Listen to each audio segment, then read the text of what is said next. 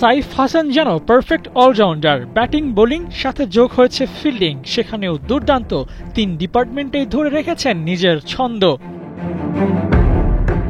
Asia কাপে ভারত ম্যাচের আগে খেলেছিলেন মোটে ২ ম্যাচ, তাতেই লাগিয়েছিলেন চমক। শ্রীলঙ্কার বিপক্ষে দলকে জিতিয়ে হয়েছিলেন man of the match.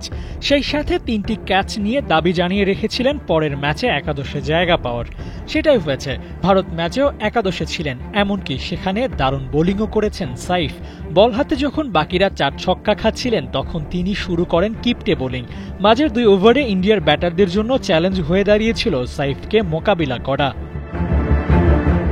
Catch ধরায় বেশ পটু, এই ম্যাচেও রেখেছেন সেই স্বাক্ষর। তিলক ভার্মার ক্যাচ নিয়ে তানজিম সাকিবের উইকেটের খাতা খুলে দেন। সেই সাথে এই টুর্নামেন্টে এক হালি ক্যাচ নেওয়ার ছোটখাটো একটা রেকর্ডও গড়ে ফেলেন। বল হাতেও কম করেননি, প্রথম স্পেলে এসে ২ ওভারে দিয়েছেন মোটে ৭ রান।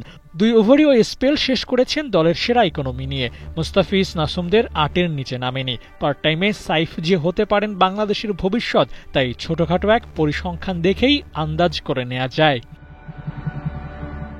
সাকিব আল হাসানের অনুপস্থিতিতে বাংলাদেশ দল বিভিন্ন সময় ভুগেছিল কোয়ালিটি বোলিংয়ের। সেই সাথে দলের ষষ্ঠ বোলারের অভাবটাও মাঝে মধ্যে লক্ষ্য করা গিয়েছিল, কিন্তু সেসব থেকে উত্তরণ গেল সাইফের কল্যাণে। তবে মূল দায়িত্ব ব্যাটিংয়ে, সেখানে ধারাবাহিকতা ধরে রাখতে পারলে সেটাই হবে বাংলাদেশ দলের জন্য বড় পাওয়া।